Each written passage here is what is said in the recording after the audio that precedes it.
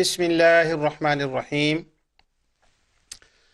الحمد للہ رب العالمین والصلاة والسلام علی سید الانبیاء والمرسلین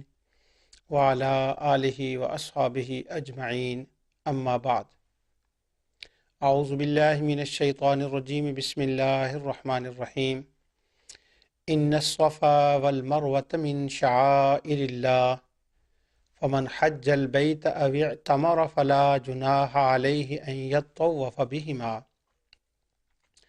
ومن تطوع خیرا فإن اللہ شاکر علیم آمنت باللہ صدق اللہ العظیم۔ ناظرین، پروگرام ازالہ شبہات میں آج کل بدعت کے ٹاپک پر میں گفتگو کر رہا ہوں۔ اللہ تعالیٰ اپنے حبیب علیہ الصلاۃ والسلام کے صدقے سے اس ٹاپک کو پایہ تکمیل تک پہنچائے اور اللہ تعالیٰ میری زبان میں اثر پیدا فرما دے کہ یہ بات لوگوں کے دل و دماغ تک اتر جائے، اور بدعت کے معاملے میں جو ایک شور شرابہ ہے، اللہ تعالیٰ ان لوگوں کے دلوں میں یہ بات ڈال دے کہ وہ شور شرابے کو ختم کریں اور اللہ اور اس کے رسول کے احکام کے مطابق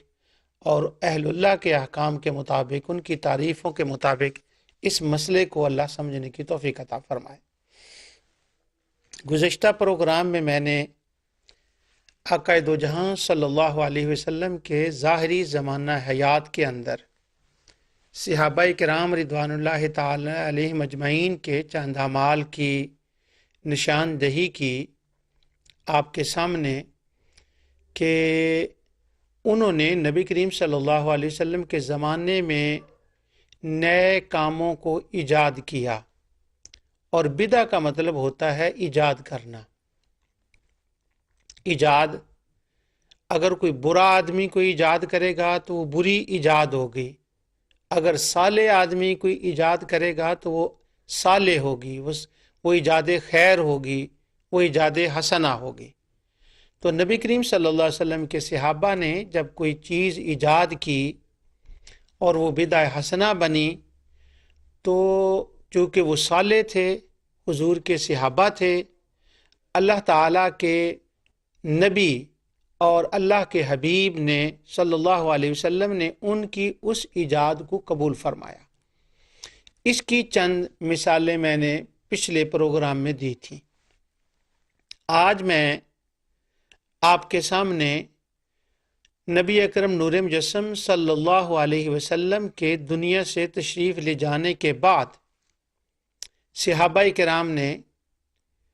کچھ ایسے نئے کام ایجاد کیے جو اپنے لفظ کے معنی کے اعتبار سے تو ان پر بدعہ کا لفظ آئے گا، یعنی وہ نئی ایجادات تھی، مگر چونکہ وہ قرآن و سنت کے احکام کے خلاف نہیں تھے، وہ کسی نہ کسی قرآن و سنت کے حکم سے ان کو اخذ کیا گیا تھا، وہ عبادت پہلے ہی اسلام کے اندر اسٹیبلش تھی، اور صحابہ کرام نے نبی اکرم نور مجسم صلی اللہ علیہ وسلم کے تشریف لے جانے کے بعد ان نئے کاموں کو ایجاد کیا، جن کو وہ جانتے تھے کہ اس کام کا اس فارم میں، اس حیت میں کرنے کا نہ اللہ تعالیٰ نے حکم دیا ہے، نہ رسول اللہ صلی اللہ علیہ وسلم نے حکم دیا ہے، اور دین بھی مکمل ہے، اللہ کے نبی بھی آخری نبی ہیں، یہ ساری باتیں ان کو پتہ تھیں، پر اس کے باوجود انہوں نے نئے کام کیے۔ اب وہ کیوں کیے؟ کیونکہ وہ اس فلسفے کو جانتے تھے کہ کسی کام کے نئے ہونے کی وجہ سے وہ برا نہیں ہوتا، بلکہ دیکھا یہ جاتا ہے کہ یہ اسلام کے اصولوں کی مخالفت میں ہے یا احکام و قرآن و سنت سے اس کو تائید ملتی ہے۔ آج میں آپ کے سامنے چند واقعات، آج نہیں اگلے پروگراموں میں بھی چند پروگرام میں آپ کے سامنے اس طرح سے انشاءاللہ العزیز پیش کروں گا۔ لیکن اس سے پہلے کہ میں وہ واقعات شروع کروں جو صحابہ کرام نے کیے، ایک بات کی میں وضاحت یہاں کر دوں انشاءاللہ جس بات کی میں وضاحت کرنے لگا ہوں، آگے چل کر میں نے اس کے اوپر پورا ایک پروگرام بھی کرنا ہے، اور وہ دلائل بھی لاؤں گا انشاءاللہ جو اس مسئلے کے بارے میں ہیں۔ وہ یہ ہے کہ چونکہ میں نے صحابہ کرام کے واقعات بیان کرنے ہیں، تو ممکن ہے کہ کسی بندے کے ذہن میں یہ سوال آ جائے کہ صحابہ کرام تو انٹائٹل تھے کہ وہ نیا کام اسلام میں شروع کر سکتے تھے۔ کیوں کہ جب ہم سے سوال کیا، پروف مانگا جاتا ہے نا بدعت کے بارے میں، ہمارے شبہ ڈالنے والے دوست بات کرتے ہیں، تو انہوں نے ایک تاثر اس طرح سے قائم کر دیا ہے کہ یہ کام نبی کریم صلی اللہ علیہ وسلم نے کیا، صحابہ نے کیا، تو جس انداز سے انہوں نے اس مسئلے کو انٹروڈیوس کرایا ہے، اس سے لگتا یوں ہے کہ جس طرح صحابہ کرام کے پاس اتھارٹی تھی کہ اگر وہ کوئی نیا کام کریں تو وہ اسی طرح سے تھا جیسے اللہ اور اس کے رسول نے اس کا حکم دیا ہو، یا اللہ اور اس کے رسول اللہ صلی اللہ علیہ وسلم نے کیا ہو، ان کے پاس کوئی اتھارٹی تھی۔ لیکن یہ بات میں آپ کو بتا دوں کہ ہمارے شبہ ڈالنے والے دوستوں کے نزدیک یہ بات قطعی طور پر غلط ہے کہ صحابہ کو کوئی اتھارٹی تھی کہ وہ نیا کام ایجاد کریں اور وہ دین بن جائے یا وہ مستحب عمل بن جائے۔ ہمارے شبہ ڈالنے والے دوستوں کے نزدیک یہ بات ثابت نہیں ہے، لہٰذا صحابہ بھی اگر کوئی نیا کام کریں، حضور نے دین تو مکمل کر دیا تھا، تو اب وہ یا تو غلط ہوگا، اور صحابہ سے یہ تو توقع نہیں کہ وہ غلط کام کریں، وہ صحیح ہوگا۔ اب جب وہ نیا کام صحیح کریں گے تو وہ اتھارٹی کے بغیر کریں گے، اور اتھارٹی کیا ہوگی کہ وہ قرآن و سنت کی اصل کو دیکھیں گے کہ اس کے اندر اس کی ممانعت کی دلیل نہیں ہے، یہ قرآن و سنت کے خلاف نہیں ہے، یہ آقا کے عمل کے خلاف نہیں ہے، یہ تعلیم کے خلاف نہیں ہے، تو لہٰذا صحابہ نے اس سینس میں ان نیو کاموں کو کیا۔ مگر ہمارے شبہ ڈالنے والے دوست جو کہتے ہیں نا وہ صحابہ نے نہیں کیا، اس پر میں آگے چل کر بڑی تفصیل سے گفتگو کرنے والوں پر اشارہ دے رہا ہوں ایک میں آپ کو۔ یہ میرے پاس کتاب ہے تاکہ آپ کو یہ کلیئر ہو جائے صحابہ کے واقعات سننے سے پہلے۔ اس کتاب کا نام ہے راہ سنت، اور یہ لکھی ہوئی ہے مولانا سرفراز خان صفدر صاحب کی۔ اصل میں یہ کتاب 2 کتابوں کے جواب میں لکھی گئی تھی جب یہ کتاب لکھی گئی تھی۔ ایک حضرت مولانا عبدالسمیع رام پوری رحمۃ اللہ تعالی علیہ انوار ساتیہ کے اندر انہوں نے مسئلہ بدعت کے اندر زبردست بحث کی ہے، اور جہاں جہاں میں ان کی کتاب سے کچھ چیزیں لوں گا وہ آپ کے سامنے میں ان کا نام لوں گا کہ یہ بات مولانا عبدالسمیع رحمۃ اللہ علیہ نے لکھی ہے۔ اور مولانا عبدالسمیع رام پوری رحمۃ اللہ علیہ کے بعد امام اہل سنت امام احمد رضا خان بریلی محدث بریلی علیہ الرحمہ نے اس پر جو کام کیا، اور پھر اس کا آسان زبان میں سب کا خلاصہ کیا مفتی حکیم الامت حضرت علامہ مولانا مفتی احمد یار خان نعیمی رحمۃ اللہ تعالی نے جال حق میں۔ تو یہ کتاب جو راہ سنت سرفراز خان صفدر صاحب نے لکھی، اصل میں یہ کتاب کے اندر ان تینوں علماء کے عبدالسمیع رامپوری، اعلی حضرت فاضل بریلی علیہ الرحمہ اور مفتی احمد یار خان نعیمی صاحب کا ان باتوں کا انہوں نے جواب دینے کی کوشش کی ہے۔ اب وہ جواب بنتا ہے کہ نہیں یہ تو میں آگے چل کر بتاؤں گا، لیکن اب میں اس کتاب سے آپ کو بتا رہا ہوں کہ صحابہ کے عمل کا جو ہمارے شبہ ڈالنے والے بھی دوست ہیں ان کی میں خاص کر کے بات کر رہا ہوں، ان کے نزدیک صحابہ کے کام کی حیثیت کیا ہے، کیا ان کی کوئی اتھارٹی ہے۔ یہ سرفراز خان صفدر صاحب اپنی راہ سنت میں لکھتے ہیں، صفحہ نمبر 32، یہ کی والیوم کی کتاب ہے اور بالکل ابتدا میں یہ بات ہے۔ وہ کہتے ہیں کہ خلفائے راشدین یا صحابہ کرام اگر کوئی کام کریں تو اس کی حیثیت کیا ہے۔ وہ کہتے ہیں قواعد شریعہ سے معلوم ہوا ہے، یہ وہ نقل کر رہے ہیں محمد بن اسماعیل الیمنی الصنعانی کی کتاب سبل السلام سے۔ آگے چل کر میں وہ سبل السلام کے حوالے دوں گا، لیکن آج میں ان کی کتاب سے پڑھ رہا ہوں۔ وہ کہتے ہیں امیر یمانی محمد بن اسماعیل لکھتے ہیں کہ قواعد شریعہ سے معلوم ہوا ہے کہ خلیفہ راشد کو کوئی ایسا طریقہ رائج کرنے کا حق نہیں ہے جس پر آن حضرت صلی اللہ علیہ وسلم عامل نہ تھے۔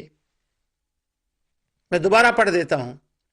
قواعد شریعہ سے معلوم ہوا ہے کہ خلیفہ راشد کو کوئی ایسا طریقہ رائج کرنے کا حق نہیں ہے جس پر آن حضرت صلی اللہ علیہ وسلم عامل نہ تھے۔ پھر حضرت عمر خود خلیفہ راشد ہیں اور رمضان کی راتوں میں لوگوں کے ساتھ مل کر نماز تراویح پڑھنے کو سنت نہیں بلکہ بدعت کہتے ہیں۔ تو اس کا معنی یہ نکلا کہ صحابہ کے پاس یہ اتھارٹی نہیں تھی کہ وہ کوئی نیا کام کریں تو وہ سنت اور مستحب ہوگا، بلکہ وہ بھی بدعت کے زمرے میں آئے گا، جس طرح امیر المومنین سیدنا عمر فاروق رضی اللہ تعالیٰ عنہ نے تراویح کی ہر روز جماعت کو نعمت البدع فرمایا کہ یہ اچھی بدعت ہے۔ اس کے بعد دوسرے صفحہ پر 35 پر یہ لکھتے ہیں کہ وہی سبل السلام کے حوالے سے کہتے ہیں کہ علامہ برمادی کہتے ہیں کہ جب خلفائے اربع کسی قول پر اتفاق کر لیں تو وہ حجت ہوگا، نہ کہ انفرادی قول۔ حالانکہ تحقیق یہ ہے کہ اقتداء تقلید نہیں بلکہ اقتداء اور ہے اور تقلید اور ہے۔ ان کے کہنے کا مقصد یہ ہے کہ اگر تو خلفائے راشدین اور صحابہ کسی معاملے پر اجماع کر لیں تو پھر تو کہہ سکتے ہیں کہ اس کے اندر ان کا اجماع دلیل بنے گا، لیکن انفرادی طور پر اگر کوئی صحابی یا خلفائے راشدین میں سے کوئی بندہ ایسا کام کرے اور وہ نیا کام ہو تو وہ سنت اور مستحب نہیں ہوگا، کیونکہ ان کے پاس اتھارٹی نہیں ہے۔ یہ میں نے آپ کو اس لیے بتایا ہے تاکہ میں نے آگے صحابہ کے واقعات بیان کرنے ہیں تو کسی کے ذہن میں یہ نہ ہے کہ وہ تو صحابہ تھے، وہ کر سکتے تھے، تاکہ اس بات کو میں کلیئر کر دوں۔ اب میں دوسری کتاب یہ کر رہا ہوں آپ کے سامنے۔ اس کتاب کا نام ہے قاعدہ جلیلہ اور اس کے مصنف ہیں علامہ حافظ ابن تیمیہ، اور اس کا ترجمہ کیا ہے لاہور سے انصاری صاحب نے، اور اس کا اردو ترجمے کا میں کچھ پڑھ رہا ہوں۔ یہ بحث فتاوی ابن تیمیہ کے اندر بھی پوری طرح یہ آئی ہے، وہ میں جب اس پر گفتگو کروں گا نا آگے چل کر کے صحابہ کیا عمل، اقوال، افعال ہمارے دوستوں کے نزدیک حجت ہیں کہ نہیں، اگر ہم صحابی کا قول فعل دکھا دیں تو کیا اس سے ان کے وہ مطمئن ہو جائیں گے اس سے کہ نہیں، اس پر میں پورا پروگرام کروں گا انشاءاللہ۔ تو لیکن اس کا بھی میں حوالہ دوں گا قاعدہ جلیلہ کے، لیکن ابھی قاعدہ جلیلہ کا تبرکاً یہ سن لیں ذرا کہ جو لوگ دن رات کہتے ہیں نا صحابہ سے دکھائیں، صحابہ سے دکھائیں، صحابہ سے دکھائیں، وہ ان کا اگر صحابہ سے دکھا دیں تو کیا وہ مان لیں گے؟ صرف میں یہ آپ کو بات بتانا چاہتا ہوں۔ یہ لکھتے ہیں کہ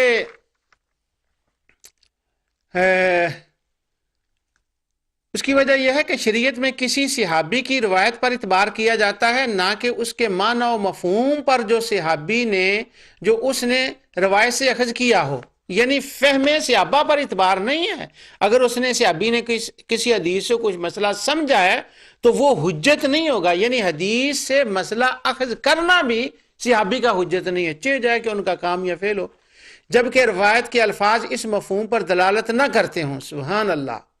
یعنی صحابی اس روایت سے کوئی سمجھے اور وہ اس کے مفہوم پر دلالت نہ کر رہے ہوں تو آپ صحابی سے زیادہ حدیث کو حضرت سمجھ رہے ہیں کہ آپ کو پتہ اس کے الفاظ کس بات پر دلالت کر رہے ہیں، اور جنہوں نے آقا دو جہاں صلی اللہ علیہ وسلم کے سامنے بیٹھ کر دین کو سیکھا اور حدیث کو سنی، ان کو تو فہم نہیں آتا، اور 700 سال بعد جا کر حروریہ کے ہاں پرورش پانے والوں کو حدیث کی فہم سمجھ آ جاتی ہے۔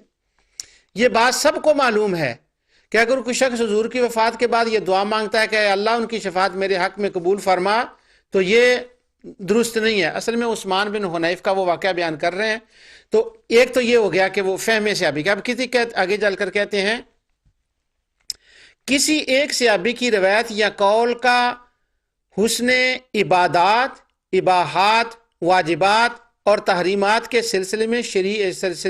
شریعت میں کوئی اعتبار نہیں ہے۔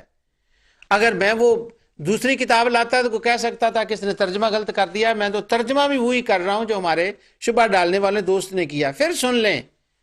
میں عملے صحابہ آگے بتانے والا ہوں، صحابہ اتھارٹی نہیں ہے۔ صحابہ سے ملا دکھاؤ، اگر دکھا دیں گے تو کیا ہوگا؟ یہی ہوگا، وہ کہیں گے صحابی تو اتھارٹی نہیں ہے، صحابہ نے جمعرات کا ختم دیا ہے، دکھاؤ۔ اگر بابا دکھا بھی دیں گے تو کیا ہوگا؟ پھر سنیں، کسی ایک صحابی کی روایت یا قول کا حسن عبادات، اباحات، واجبات اور تحریمات کے سلسلہ میں شریعت میں کوئی اعتبار نہیں ہے۔ اگر دوسرے صحابہ کرام کی روایات و اقوال اس کی تائید نہ کرتے ہوں تو اس کے برعکس اگر نبی کریم صلی اللہ علیہ وسلم سے ثابت شدہ روایات اس صحابی کے قول کے خلاف ہوں تو اس کا فعل سنت نہیں بن سکتا جس کی اتباع مسلمانوں پر واجب ہے۔ ان حدیث کا مقصد یہ ہے کہ ایسے امور جن میں اجتہاد کی گنجائش ہو اور جن میں اختلافات رائے واقع ہو اللہ تعالیٰ اور اس کے رسول کی طرف رجوع کرنا چاہیے۔ یعنی اصل اتھارٹی اللہ اور اس کا رسول ہے۔ کسی چیز کا عبادات میں اس کا مستحب ہونا، واجب ہونا یا حرام یا جائز ناجائز ہونا، یہ نہ خلفائے راشدین کے پاس اتھارٹی ہے اور نہ ہی صحابہ کے پاس اس کی اتھارٹی ہے۔ آگے انہوں نے صحابہ کرام کے چند واقعات لکھے ہیں کہ یہ دیکھیں فلاں صحابی نے یہ کیا مگر وہ سنت نہیں ہے، فلاں صحابی نے یہ کیا مگر وہ جائز نہیں ہے، فلاں صحابی نے یہ کیا مگر وہ جائز نہیں۔ لیکن آج میں ان واقعات کو نہیں پڑھ رہا، یہ میں نے تمہیدی کلمات آپ کو بتائے ہیں کہ صحابہ کرام رضوان اللہ تعالی مجمعین سے اگر کوئی چیز بتا بھی دیں تو چونکہ انہوں نے ذہن بنا لیا ہے کہ اس چیز کو نہیں ماننا، لہٰذا وہ نہیں مانیں گے۔ اب میں شروع کر رہا ہوں اللہ تعالیٰ کی رحمت سے صحابہ کرام کے واقعات، لیکن ہمارے لیے وہ حجت ہیں۔ اگر صحابہ کرام کوئی کام نیا شروع کرے شریعت کے خلاف نہ ہو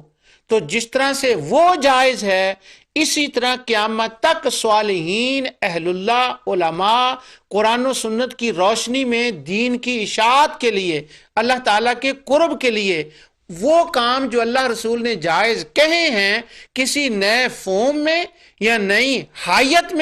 میں اگر اس کو شروع کریں، کام اصل وہی ہوگی قرآن و سنت، تو وہ اسی طرح جائز ہوگا جس طرح کا صحابہ کرام نے نبی کریم صلی اللہ علیہ وسلم کے ظاہری زمانہ حیات میں کیا اور رسول اللہ صلی اللہ علیہ وسلم نے قبول کیا، اللہ تعالیٰ نے اس کو قبول کیا، تو باقی کے کام بھی اسی طرح قیامت تک انشاءاللہ اللہ کے ہاں قبول ہوں گے، بشرطے کہ ان کی اصل کتاب و سنت کے اندر ہو۔ یہ آگے چل کر میں بتاؤں گا کہ یہ ایک فیشن کے طور پر کہا جاتا ہے کہ یہ کام صحابہ کے دور میں ہوا ہے کہ نہیں، زمانے کی کوئی قید نہیں، کسی دنیا کی کتاب میں زمانے کی کوئی قید نہیں ہے، اور بدعہ کا لفظ پر جب میں گفتگو کروں گا تو اس کی مثال لے آئیں گے۔ اللہ تعالیٰ نے جو میں نے آیہ کریمہ پڑھی، اللہ تعالیٰ فرماتا ہے فَمَن تَطَوَّعَ خَيْرًا فَإِنَّ اللَّهَ شَاكِرٌ عَلِيمٌ۔ اللہ تعالیٰ نے پوری آیت کا پچھلا مفہوم یہ ہے کہ صفا مروہ اللہ کی نشانیوں میں سے نشانیاں ہیں، جو تم میں جائے حج عمرہ کرے وہ ان کا طواف کرے، یہ فلا جناح علیہ ان یطوف بہما، اس پر کوئی حرج نہیں ہے کہ وہ طواف کرے۔ تو آگے ہے فمن تطوع خیرا، اور جو بھی کوئی اچھا کام کرے، فإن اللہ شاکر علیم، اللہ تعالیٰ اس کا قدردان ہوگا جو بھی اچھا خیر کا کام کرے۔ تو اللہ تعالیٰ فرماتا ہے علیم، میں جاننے والا ہوں، میں جانتا ہوں۔ کیا مطلب جاننے کا؟ کہ اللہ جانتا ہے کہ اس نے کس نیت سے شروع کیا ہے، اللہ جانتا ہے کہ اس نے پہلے قرآن و سنت میں اس کی دلیل دیکھی ہے، اللہ جانتا ہے کہ اس میں اسلام کی اشاعت مقصود ہے، اللہ جانتا ہے کہ اس کام سے اسلام کا فائدہ کیا ہے، اللہ جانتا ہے کہ اس بندے نے اس کی رضا کے لیے کوئی کام شروع کیا ہے۔ تو اللہ تعالیٰ فرماتا ہے ایسے کام کرنے والوں کا تو میں قدردان ہوں۔ جب اللہ اس کی اجازت دے رہا ہے بلکہ حکم فرما رہا ہے کہ فَمَن تَطَوَّعَ خَيْرًا فَإِنَّ اللَّهَ شَاكِرٌ عَلِيمٌ، کرو، اور اللہ تعالیٰ تو اس کا قدردان ہے، علیم ہے، جاننے والا ہے۔ چونکہ یہ آیت موجود تھی، آقا کا اسوہ حسنہ موجود تھا کہ حضور کے صحابہ نے جب وہ کام کیے تو حضور نے قبول کیے، اس لیے صحابہ کرام نے، تابعین نے، تبع تابعین نے، محدثین نے، اولیاء کرام نے ایسے نئے کام کیے جن کی اصل اسلام کے اندر موجود تھی، ان کی ممانعت نہ تھی، بلکہ کسی نہ کسی اسلام کے حکم سے ان کو اخذ کیا گیا۔ اصل کے اعتبار سے وہ موجود تھے مگر حیت کے اعتبار سے وہ موجود نہ تھے، حیت کے اعتبار سے انہوں نے ان کا نیا شروع کیا۔ اب میں اور تھے وہ قرب الہی کی نیت سے، کیونکہ ہمارے دو شبہ ڈالنے والے کہتے ہیں قرب الہی کی نیت سے جو بات ہوگی بس وہ وہی ہوگی جو رسول اللہ صلی اللہ علیہ وسلم اللہ تعالیٰ نے کہی ہوگی، یا رسول اللہ صلی اللہ علیہ وسلم نے، ہاں یہ بات ٹھیک ہے، مگر حیت کے اعتبار سے کسی بات کو شروع کرنا وہ جائز ہے۔ اب میں اس کی مثالیں دے رہا ہوں۔ پہلی بڑی مشہور مثال ہے، اس پر میں اتنا زور نہیں دوں گا، بس گزر جاؤں گا، سنا کر میں روایت گزر جاؤں گا۔ یہ امام بخاری نے باب جمع القرآن کے اندر اس بات کو لکھا، مشہور واقعہ ہے اس لیے میں گزر جاؤں گا اس سے۔ وہ کہتے ہیں کہ جب جنگ یمامہ ہوئی تو جنگ یمامہ کے اندر بہت سے جو قراء اور حفاظ تھے وہ شہید ہو گئے، تو حضرت عمر فاروق رضی اللہ تعالی عنہ آئے سیدنا ابو بکر صدیق رضی اللہ تعالیٰ عنہ کے پاس۔ انہوں نے آ کر کہا کہ وَإِنِّي أَخْشَىٰ إِنِ اسْتَحَرَّ الْقَتْلُ بِالْقُرَّاءِ بِالْمَوَاطِنِ فَيَذْهَبُ كَثِيرًا مِّنَ الْقُرْآنِ وَإِنِّي أَرَىٰ أَن تَأْمُرَ بِجَمْعِ الْقُرْآنِ۔ حضرت عمر کہتے ہیں کہ جنگ یمامہ میں بہت سے حفاظ اور قراء شہید ہو گئے، تو سرکاری طور پر، یہ لفظ سرکاری طور پر یہاں نہیں ہے، یہ میں کسی وجہ سے کہہ رہا ہوں، سرکاری طور پر قرآن کی ایک کاپی تیار کر دی جائے اور وہ ماسٹر کاپی ہو اور قرآن کو جمع کیا جائے۔ اگر میں اس پر لاؤں تو وہ یوں ہے کہ جمع کیا جائے، وہ جو لفظ یوز کر رہا ہوں وہ کسی اور اس کی کچھ اور سبب ہے، لیکن میں اگر انہیں پہ لاؤں تو انہوں نے کہا قرآن کو ایک جگہ جمع کیا جائے، ورنہ حفاظ قرآن اس طرح جاتے رہے تو پھر حفاظ بہت زیادہ چلے جائیں گے تو قرآن کے جمع کرنے کا بعد میں مشکل ہو جائے گا۔ اب حضرت ابوبکر صدیق رضی اللہ تعالیٰ فرماتے ہیں قلت لعمر کیف تفعل شیئا لم یفعل رسول اللہ صلی اللہ علیہ وسلم، اے عمر تم وہ کام کس طرح سے کر سکتے ہو جو رسول اللہ صلی اللہ علیہ وسلم نے نہیں کیا؟ آگے حضرت عمر کہتے ہیں قال عمر ھذا واللہ خیر، اے ابو بکر یہ بات صحیح ہے کہ نبی کریم صلی اللہ علیہ وسلم نے قرآن جمع نہیں کیا اس طرح سے، وہ ماسٹر کاپی بنانے کا، لیکن یہ کام خیر ہے، کام حسنہ ہے، کام اچھا ہے۔ جب یہ گفتگو ہوئی، یہ روایت آپ کو مشہور ہے، آپ جانتے ہیں، آگے وہ الفاظ آتے ہیں، میرا وہ ساری روایت پڑھنا مقصود نہیں ہے۔ حضرت ابو بکر صدیق رضی اللہ تعالیٰ عنہ فرماتے ہیں کہ اللہ تعالیٰ نے شرح اللہ صدری لذالک ورأیت فی ذالک الذی رآہ عمر، اللہ تعالیٰ نے میرا سینہ بھی کھول دیا اور میں نے حضرت عمر کے ساتھ اس بات پر اتفاق کر لیا کہ کام ہے نیا، اپنی شکل کے اعتبار سے ہے بدعہ، بدعہ کا لفظ بخاری میں نہیں ہے اس وقت، کام نیا ہے مگر ہے خیر، تو اللہ نے میرا سینہ بھی کھول دیا اور میں نے کہا بالکل ٹھیک ہے۔ وہ کہتے ہیں میں نے حضرت زید کو بلایا اور ان سے کہا کہ تم یہ ڈیوٹی لو اور قرآن کریم کو لکھنا شروع کر دو، اور لکھنے کے بعد اس کی ایک ماسٹر کاپی تیار ہو جائے اور اس سے آگے کاپیاں کی جائیں، تو اس طرح سے سرکاری طور پر یہ کام ہو۔ یہ سرکاری جو میں کہہ رہا ہوں اس کا سبب ہے کہ وہ بعد میں بتاتا ہوں آپ کو، کیونکہ وہ بخاری کی روایت کے اندر وہ سرکاری والی بات نہیں، وہ اتنی ہے بھائی کو قرآن کو جمع کر دیں بس۔ حضرت زید کو جب بلایا گیا تو ان سے کہا گیا، تو اب زید کا سنیں وہ کیا کہتے ہیں، وہ کہتے ہیں قلت کیف تفعلون شیئا لم یفعلہ رسول اللہ صلی اللہ علیہ وسلم، زید کہتے ہیں ابو بکر امیر المومنین بھلا وہ کام کیسے آپ لوگ کر سکتے ہیں جس کام کو رسول اللہ صلی اللہ علیہ وسلم نے نہیں کیا؟ اب حضرت ابو بکر صدیق جن کا سینہ اللہ نے کھول دیا تھا وہ فرماتے ہیں قال ہوا واللہ خیر، کہ ہاں بات تو تمہاری صحیح ہے لیکن اتنی بات سمجھ لو کہ کام نیا ہے پر ہے حسنہ، ہے خیر۔ اب حضرت ابو بکر صدیق رضی اللہ تعالیٰ عنہ نے یہ نہیں فرمایا کہ اس کا کتاب میں قرآن میں ریفرنس نہیں ہے، حوالہ کہاں ہے، دین تو مکمل ہو گیا ہے، حضور نے تو نہیں فرمایا، یہ نہیں انہوں نے کہا، انہوں نے دیکھا کام اچھا ہے تو کر لیں۔ اس بخاری کی روایت سے یہ پتا چلا کہ اگر کام خیر ہو، کام اچھا ہو، کرنے والے صالحین ہوں، تو وہ کام قرآن و سنت کے خلاف نہ ہو تو زمانے کی قید کا محتاج نہیں ہے، وہ جب کبھی بھی کیا جائے تو اس کا کرنا جائز ہے، جس طرح جمع قرآن نبی کریم صلی اللہ علیہ وسلم کے بعد کیا گیا، اور اس کی بیس، اس کی دلیل، اس کا ایویڈنس جو ہے وہ یہ رکھا گیا کہ واللہ قال ھذا واللہ خیر، کہ یہ کام ٹھیک ہے۔ لہٰذا شیخین کا، حضرت ابوبکر صدیق اور عمر فاروق اور سیدنا حضرت زید کا اب 3 بندے صحابی اس پر متفق ہو جاتے ہیں کہ یہ کام ٹھیک ہے، بعد میں باقی صحابہ بھی ہو گئے۔ اب میں نے کہا تھا نا، میں نے اس سے گزر جانا، میں نے اس پر زیادہ بات نہیں کرنی، ورنہ الحمدللہ اس پر اوپر بہت باتیں ہیں کرنے کی، وہ اکثر آپ سنتے رہتے ہیں، اس لیے میں وہ بات نہیں کرتا جس کا زیادہ جس کو شہرت ہے، میں وہ چند باتیں اور آپ کے گوش گزار کرنا چاہتا ہوں۔ یہ میں آپ کو اشارہ بتا دوں، یہ جو میں بار کہہ رہا تھا نا، سرکاری کاپی، وہ بخاری میں سرکاری کاپی کا ذکر نہیں، اس میں تو صرف اتنا ہے کہ جی وہ قرآن جمع کریں۔ یہ جو سرکاری کاپی کا ذکر ہے، یہ اس لیے ہے کہ آج سے تقریباً 20 سال پہلے میری تقریباً 2-3 سال تک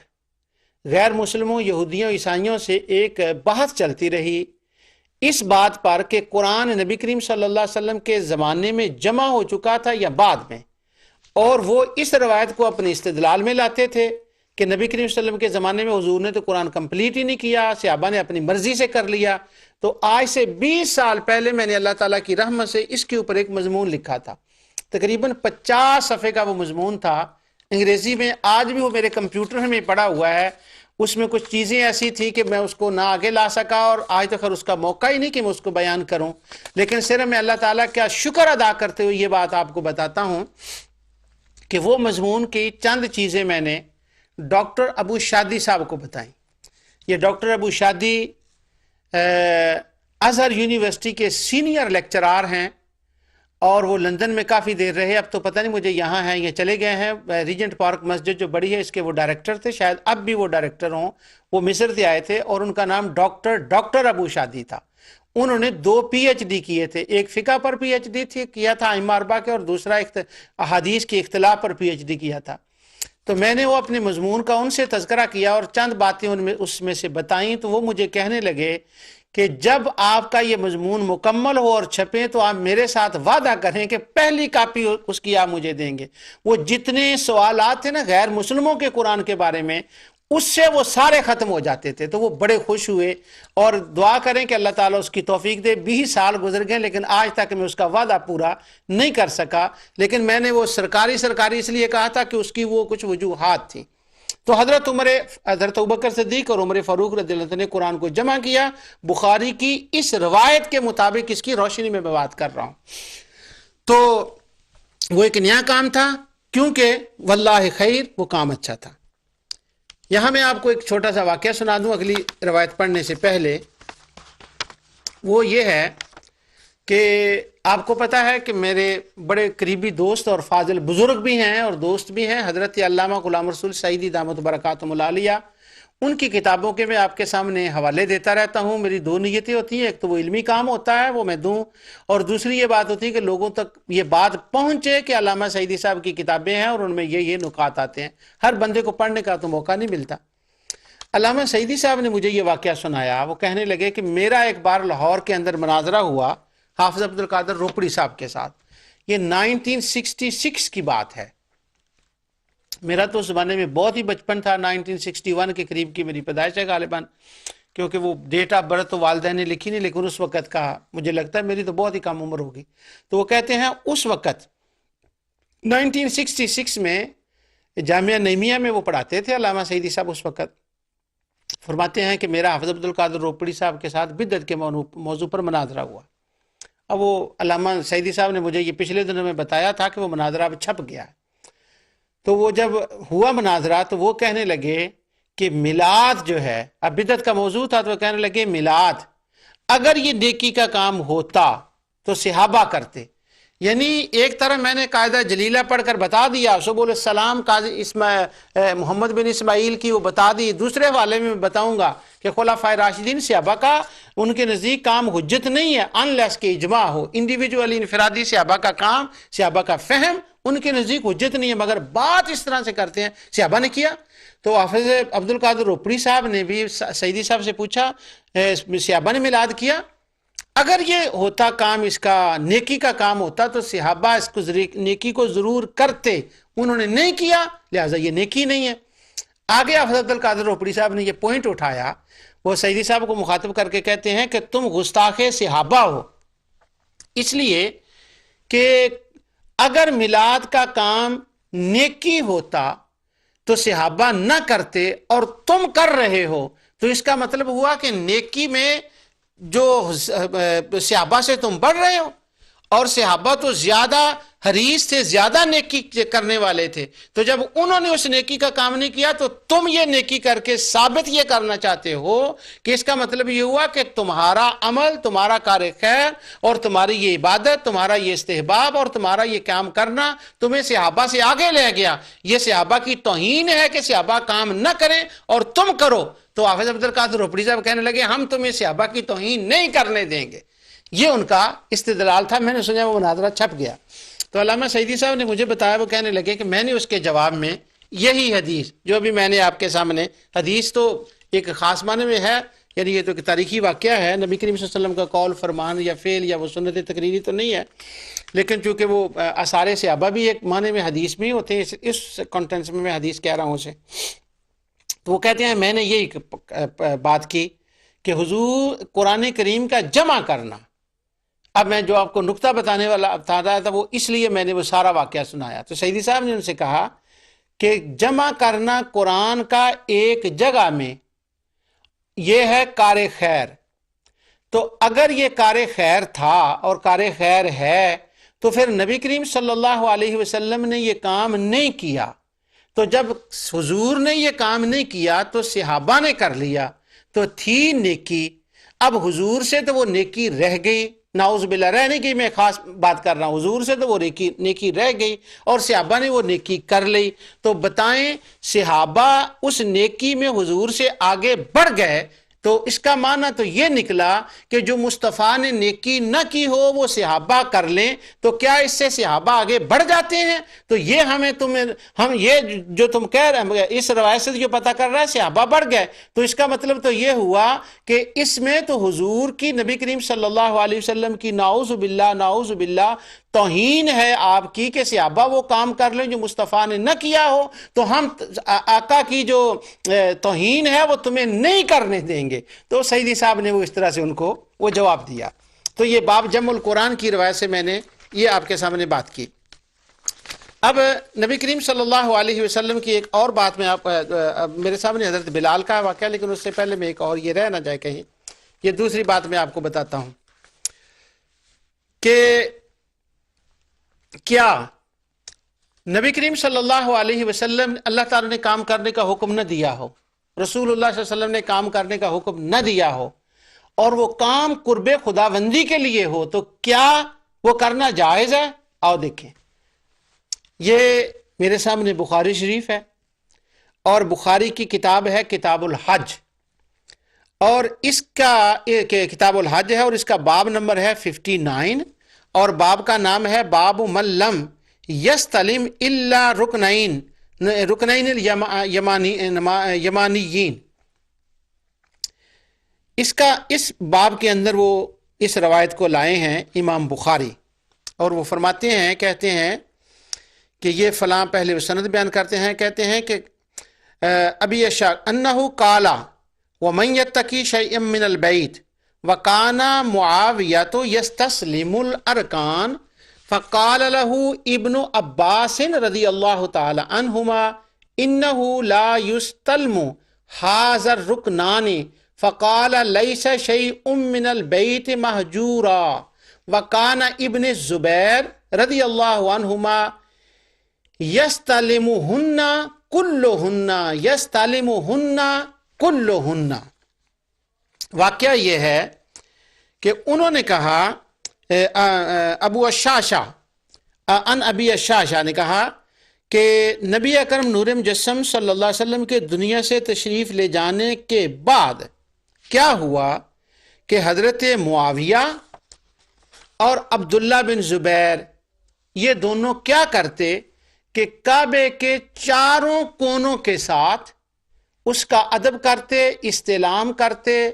ان کا احترام کرتے، ہاتھ لگاتے، چومتے، ان کے قریب سے گزرتے۔ استلام کا معنی ایسے کرنا بھی ہوتا ہے، یعنی کہ ادب، ان کا احترام کرتے تھے، اس کی تعظیم کرتے تھے، چاروں رکنوں کی۔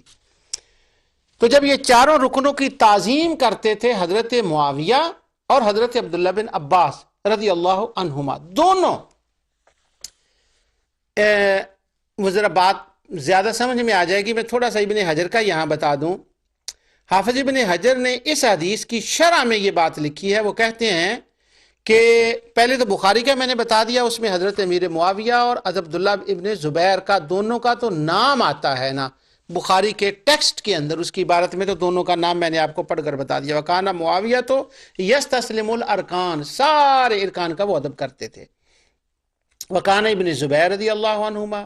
یستلمہن کلہن، وہ بھی اس کا احترام کرتے تھے، تعظیم کرتے تھے۔ اب جو حجر اسود کی تعظیم ہے وہ بھی ہم جانتے ہیں کہ تعظیم کا مطلب کیا ہے، اور رکن یمانی کی جو ہم تعظیم کرتے ہیں اس کا مطلب بھی ہمیں معلوم ہے کہ وہ کیا ہے، ہاتھ لگانا، چومنا، استلام کرنا، یہ قریب سے گزرتے ہوئے ان کا ادب کرنا۔ تو حافظ ابن حجر نے اس کی شرح میں لکھا ہے کہ عبداللہ بن زبیر اور حضرت معاویہ یہ دونوں نہیں تھے، بلکہ کیا تھا، وہ کہتے ہیں حضرت عبداللہ بن زبیر کے علاوہ حضرت جابر بن زید رضی اللہ تعالیٰ عنہ بھی کعبے کی ہر جگہ کی تعظیم کرتے، دیواروں کی تعظیم کرتے، اس کے کونوں کی تعظیم کرتے، ہاتھ لگاتے۔ اس کے علاوہ عروہ بن زبیر بھی ایسا کرتے، حضرت سعید بن غفلہ کا بھی ایسے کرتے، حضرت امام حسن رضی اللہ تعالیٰ عنہ، حضرت امام حسین رضی اللہ تعالیٰ عنہ، جابر بن عبداللہ رضی اللہ عنہ، حضرت انس بن مالک رضی اللہ تعالیٰ عنہ۔ تو یہ سارے لوگ کعبے کی دیواروں، اس کے رکنوں کے، اس کے جو تھے، اس کے کونے جو تھے، ان سب کا اسی طرح سے ادب احترام کرتے، تعظیم کرتے، جس طرح سے حجر اسود کی اور رکن یمانی کی۔ رکن یمانی کا مطلب ہوتا ہے اس کا رخ یمن کی طرف ہے، اس لیے اس کے رکن یمانی کہتے ہیں، اس کی تعظیم کرتے تھے حضرت معاویہ اور وہ۔ اور جو آگے امام بخاری نے اس کے بعد، اس سے پہلے ایک روایت بتائی ہے تاکہ یہ بات میں کلیئر کروں، پھر اس پر میں تبصرہ کرتا ہوں۔ وہ یہ ہے، امام اس میں کتاب الغسل کے اندر امام بخاری اس روایت کو لائے ہیں، وہ کہتے ہیں کہ یہ صحابی ہیں عبداللہ عن عبید ابن جریج، عبید ابن جریج جو ہیں انہوں نے کہا کہ میں نے حضرت عبداللہ بن عمر سے پوچھا، یا ابا عبد الرحمن رأیتک تصنع اربعا لم ارا احدا من اصحابک یصنعها، کہ میں نے آپ کو 4 ایسے کام کرتے دیکھا ہے جو میں نے کسی اور صحابی کو نہیں کرتے دیکھا، کسی اور صحابی کو۔ اب وہ کہتے ہیں حضرت نے فرمایا قال وما ہی یا ابن جریج، وہ کیا ان سے کام ہے جو صرف میں کرتا ہوں اور وہ کوئی نہیں کرتا؟ آگے سے وہ کہتے ہیں قال رأیتک لا تمس من الارکان الا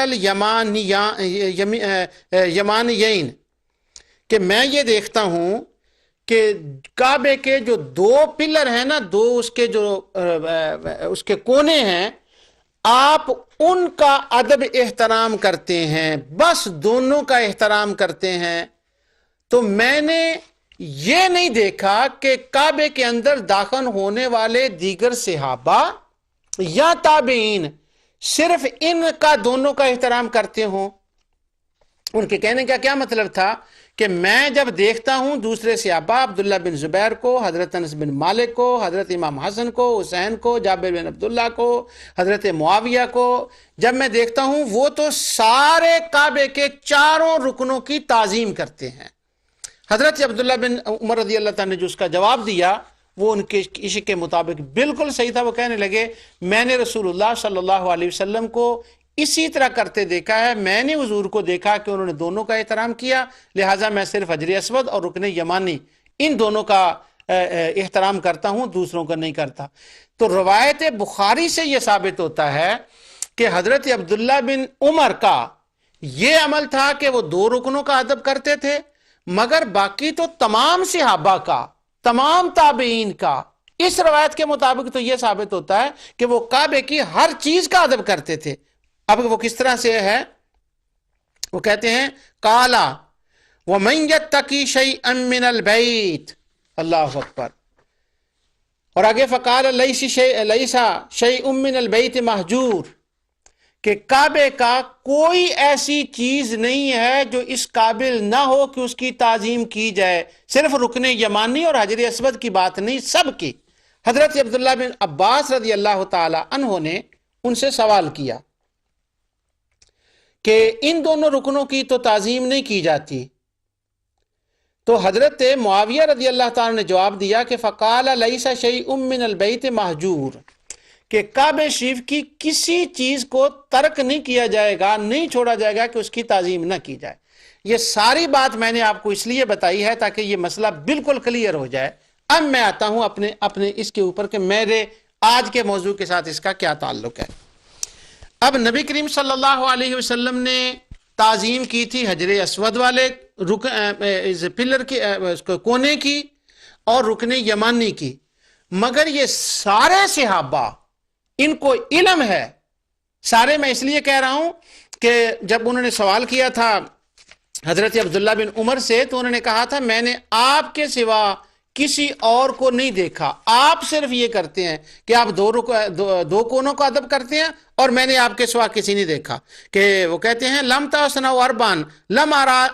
احد من صحابی کا یسنعھا، کسی اور صحابی کو نہیں دیکھا۔ انہوں نے کہا کیا؟ وما ہی یا ابن جریج قال رأیتک لا تمسوا من الارکان الا الیمانیین، کہ آپ صرف دو رکنوں کا کرتے ہیں اور تو نہیں کرتا۔ اس اتھارٹی پر میں کہہ رہا ہوں کہ دوسرے صحابہ سارے اس طرح سے کرتے تھے، یہ تابعین۔ آپ نے کیوں کیا؟ اب سوال یہ ہے کہ یہ حضرت امام حسن حسین، اب جو امام حسن اور حسین ہیں ہمارے نزدیک الحمدللہ وہ تو اتھارٹی ہیں، نواسہ رسول ہیں، آقا کے شہزادے ہیں، سیدہ کائنات کے صاحبزادے ہیں، سیدنا علی کے نور نظر ہیں، اور حضور علیہ الصلوۃ والسلام کو ان سے جو خونی روحانی محبت تھی اس کو تو کوئی مسلمان انکار نہیں کر سکتا۔ اب یہ دونوں شہزادے اس طرح سے کر رہے ہیں، ہمارے لیے تو ان کا بھی ہے اور حضرت امیر معاویہ کا بھی ہے، لیکن جو ہمارے شبہ ڈالنے والے دوست ہیں نا، وہ حضرت امام حسن حسین کے بارے میں اتنے کین نہیں ہیں، بلکہ امام حسین کے بارے میں تو وہ باغی تک ان کو کہتے ہیں، نعوذ باللہ۔ ہاں ان کے نزدیک جس صحابی کا بڑا مقام و مرتبہ ہے نا، جس کا وہ بڑا دفاع کرتے ہیں، ہم بھی کرتے ہیں الحمدللہ، لیکن میں کمپیریزن آپ کو بتا رہا ہوں، وہ حضرت امیر معاویہ رضی اللہ عنہ ہیں۔ حضرت امیر معاویہ رضی اللہ تعالیٰ عنہ کا صحابی رسول ہیں، ہم بھی ان کا ادب و احترام کرتے ہیں، مگر امام حسن اور حسین اور حضرت علی رضی اللہ تعالیٰ عنہ کے مقابلہ میں جب بات آتی ہے حضور کے قرب کی، تو پھر وہ یوں کہیں گے کہ امام حسن حسین رضی اللہ تعالیٰ سیدنا علی کا قرب حضور سے اس خونی اعتبار سے زیادہ تھا، حضور کے قریب ان کو رہنے کا زیادہ موقع ملا، حضور کے وہ لختے جگر تھے، لیکن حضرت امیر معاویہ رضی اللہ تعالیٰ صحابی رسول تھے۔ یہ بات بھی میں کلیئر کر دوں، ان کا احترام کرنا ایمان کا جز ہے۔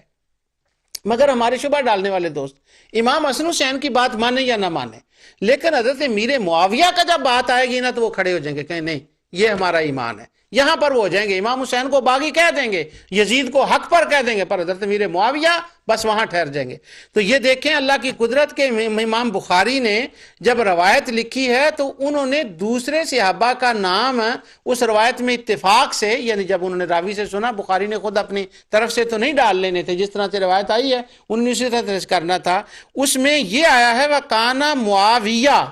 یستسلم الارکان، کہ معاویہ ایسا کرتے تھے۔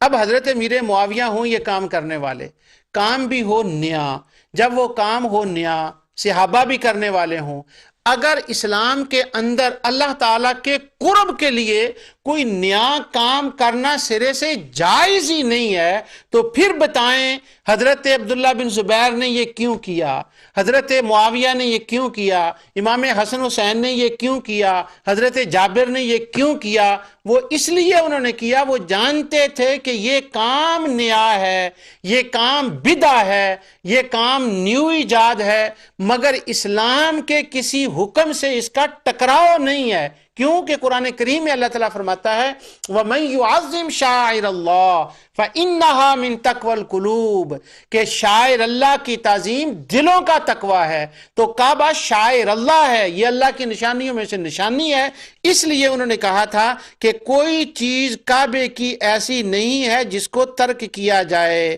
اس کو چھوڑا جائے، ہر چیز قابل تعظیم ہے۔ انہوں نے قرآن کی اس آیت سے استدلال کیا اور انہوں نے ایک نیا کام شروع کر دیا جو صحابہ اکرام نے کیا۔ اب یہ بات الحمدللہ امید ہے کہ ابھی یہ بات کلیئر ہوگی کہ امام بخاری کے مطابق، ابن حجر اسقلانی کے مطابق نیا کام صحابہ نے کیا، جمع قرآن کیا، اور یہ کعبے کے ادب و احترام کے کام انہوں نے کیے۔ اب ہمارے جو شبہ میری تقریر سننے والے لوگ ہیں، شاید ان کے ذہن میں یہ بات کسی کے پھر آ جائے، اگرچہ میں نے ابتدا میں کلیئر کر دیا ہے کہ ہمارے شبہ ڈالنے والے دوست صحابہ کے کسی قدم کو، ان کے اقدام کو وہ سنت اور مستحب کے دائرے میں نہیں لاتے، تو یہ کام تو انہوں نے کیا تھا، اب کام بھی نیا تھا۔ عبداللہ بن عمر فرما رہے ہیں کہ میں نے حضور کو ایسے ہی کرتے دیکھا کہ وہ 2 کونوں کا احترام کرتے تھے، یہ زیادہ کر رہے ہیں، تو اب اس پر جو ہے وہ حکم شریعت کیا ہے، ان ہمارے دوستوں جو ہیں شبہ ڈالنے والے، ان کے حساب سے اس کے اندر اس کا کیا حکم ہے۔ تو اب میں آپ کو بتاتا ہوں کہ ان کے نزدیک اس کا حکم جو ہے وہ کیا ہے۔ یہ میرے پاس ایک کتاب ہے، اس کا یہ لکھی ہوئی ہے عمر بن عبد المنعم بن سلیم کی، اور اس کا جو ترجمہ کیا ہے نا، وہ ایک پاکستان کے بڑے ہیں بندے، ان کا میں نام ابھی آپ کو بتاتا ہوں، انہوں نے اس کا کیا ہوا ہے ترجمہ اردو زبان کے اندر، ان کا نام ہے حافظ زبیر علی زئی۔ تو حافظ زبیر علی زئی جو ہیں، یہ اس اعتبار سے وہ ہمارے دوست جو شبہ ڈالنے والے ہیں، ان کے اندر ان کا وہ بڑا مقام و مرتبہ ہے کہ وہ کہتے ہیں کہ ان کو بہت زیادہ پتہ ہوتا ہے اس کے بارے میں، حدیث ضعیف کون سی ہے، راوی کون سا ضعیف ہے، کون مدلس ہے، کیا ہے، تو ان کو ایک بڑی اتھارٹی سمجھا جاتا ہے۔ انہوں نے اس کتاب کا ترجمہ کیا عبادات میں بدعات، حافظ زبیر علی زئی، اور عمر بن عبد المنعم بن سلیم ہم اس کو کہتے ہیں، ان کی وہ کتاب ہے کہ عبادات کے اندر بدعات، کہ بدعات فی العبادات، لیکن انہوں نے اس کا ترجمہ عبادات میں بدعات اور سنت نبوی سے ان کا رد، اس کتاب کا انہوں نے یہ ترجمہ کیا۔ اب یہی جو بات میں نے آپ کے سامنے پڑھی ہے کہ صحابہ کرام نے یہ کام کیا، وہ کعبے کا ادب و احترام کرتے تھے اور کہتے تھے کہ یہ شاعر اللہ ہے اور اس کے ہر کونے کا ادب کرنا جائز ہے، خواہ رسول اللہ صلی اللہ علیہ وسلم نے ہر کونے کا اس طرح سے احترام نہ کیا ہو، کیوں کہ رسول اللہ صلی اللہ علیہ وسلم اگر کرتے تو وہ ساری امت کے لیے سنت ہو جاتا، وہ ضروری کرنا ہو جاتا۔ تو آقا دو جہاں صلی اللہ علیہ وسلم نے امت کی سہولت کے لیے ہر کام، ہر کونے کا ادب، ہر دیوار کا اس طرح سے نہیں کیا تاکہ سہولت رہے، یہ آپ نے نہیں کیا۔ مگر صحابہ کہتے ہیں ٹھیک ہے، نہیں کیا تو کوئی بات نہیں، اسلام سے ٹکراؤ نہیں بنتا، اس لیے وہ کر رہے ہیں۔ اب ہمارے شبہ ڈالنے والے دوستوں کی یہ کتاب میں آپ کے سامنے بتا رہا ہوں، وہ لکھتے ہیں کہ طواف کے وقت بیت اللہ کے 4 ارکان کا چومنا یا چھونا، آگے کہتے ہیں یہ بدعت ہے، تو یہ بدعت ہے۔ اب میں یہ آپ کے سامنے کر دیتا ہوں، شاید اس پہ کیمرہ آ جائے تو پتہ چل جائے۔ وہ کہتے ہیں یہ بدعت ہے۔ اگر صحابہ کرام رضوان اللہ تعالی علیہم اجمعین کا کام نیا کرنا ہمارے شبہ ڈالنے والوں کے دوستوں کے نزدیک کعبے کے تمام ارکان کا، کعبے کی دیواروں کا تعظیم کرنا، اگر صحابہ یہ کام کریں تو جو ان کے نزدیک عمل صحابہ بدعت ہے، تو اگر یارو کوئی ہمیں کہہ دے کہ جمعرات کا ختم دلانا بدعت ہے، تو ہمیں یہ سوچنا چاہیے کہ یہ تو وہ لوگ ہیں جو صحابہ پر بھی برس چکے ہیں، اور یہ جو کہتے ہیں کہ صحابہ نے یہ کام کیا ہے کہ نہیں کیا، صحابہ سے دکھائیں، یہ تو ایک فیشنی لفظ ہے، اس کی کوئی حقیقت نہیں ہے۔ کیوں؟ اگر کوئی حقیقت ہوتی تو یہ کیوں کہتے؟ پچھلے دنوں میں جب میں شرک علی القبور پر گفتگو کر رہا تھا، اس کے اندر قرأت علی القبور، شرک علی القبور کے اندر ٹاپک قرأت علی القبور کا، تو میں نے البانی کی کتاب جو کتاب الحج ہے اس کے اندر سے میں نے آپ کو بتایا تھا کہ انہوں نے بھی یہی لکھا کہ کعبے کے 4 کونوں کا ادب کرنا، احترام کرنا، تعظیم کرنا، کعبے کے در و دیوار کی تعظیم کرنا، یہ بدعت ہے۔ حافظ زبیر علی زئی صاحب کہہ رہے ہیں بدعت ہے، عمر بن عبد المنعم کہہ رہے ہیں بدعت ہے، اور امام بخاری اس کو مستحب کہہ رہے ہیں اور اس کا وہ جواز کا قائل کر رہے ہیں، اور حافظ ابن حجر اس کے اوپر اس کے جواز کا قائل کر رہے ہیں۔ یارو عبداللہ بن زبیر، امام حسن اور حسین، یہ جابر بن عبداللہ، حضرت انس بن مالک اور حضرت معاویہ رضی اللہ تعالی عنہم علیہم اجمعین، یہ سارے صحابہ کریں تو وہ کام بدعت کس طرح سے ہو گیا؟ اس سے یہ پتہ چلا کہ اگر صحابہ کرام صحابہ اگر کوئی کعبے کا احترام کرے تو وہ بدعت نہیں۔ ابھی میں اب کی اس وقت کی بات بتاتا ہوں آپ کو۔ میں نور ٹی وی کے تمام ناظرین کے لیے دعا گو ہوں کہ اللہ تعالیٰ سب کو حرمین کی حاضری نصیب فرمائے، اور مجھے بھی بار بار اللہ تعالیٰ حاضری نصیب فرمائے۔ آج کعبہ شریف کے اندر جب ہم حاضر ہوتے ہیں تو کعبے کی دیواروں کے ساتھ پولیس والے، بڑی ہائیلی تنخواہ ہوتی ہے ان کی، وہ کھڑے ہوتے ہیں، اور جب ہم جاتے ہیں تو ہم کعبے کی دیوار کو یا کسی دوسرے جو کونا ہے اس کو ہاتھ لگا دیں تو وہ روکتے ہیں۔ اگر وہ کہتے ہیں یہ تو شرک ہے، یہ تو بدعت ہے، یہ شرک ہے، یہ بدعت ہے، یہ شرک ہے، یہ بدعت ہے، بعض دفعہ وہ اتنا کہہ دیتے ہیں، ان کی عادت اتنی پک گئی ہوتی ہے، شرک ہے، بدعت ہے، شرک ہے، بدعت ہے۔ کبھی میں نے دیکھا کہ ایک بار ایک وہ بندہ کھڑا تو وہ ہاتھ لگانے والوں کو کہہ رہا تھا یہ بدعت ہے، یہ شرک ہے۔ تو وہ کیا ہوا کہ میں اس کے قریب کھڑا تھا تو کوئی ہاتھ لگا بھی نہیں رہا تھا اسے، اور وہ کوئی ٹچ بھی نہیں کر رہا تھا کعبے کو، لیکن اس کو عادت ہی کہنے کی بدعت ہے، شرک ہے، تو وہ اکیلا کھڑا ہوا ہی کہتے جا رہا تھا یہ شرک ہے، یہ بدعت ہے۔ تو نہ وہ شرک بنتا ہے نہ وہ بدعت بنتا ہے۔ آج میں نے صحابہ کرام رضوان اللہ تعالی اجمعین سے دو واقعہ آپ کے سامنے بیان کیے کہ جمع قرآن کا اور ایک ارکان کعبہ کا اس کا کرنے کا،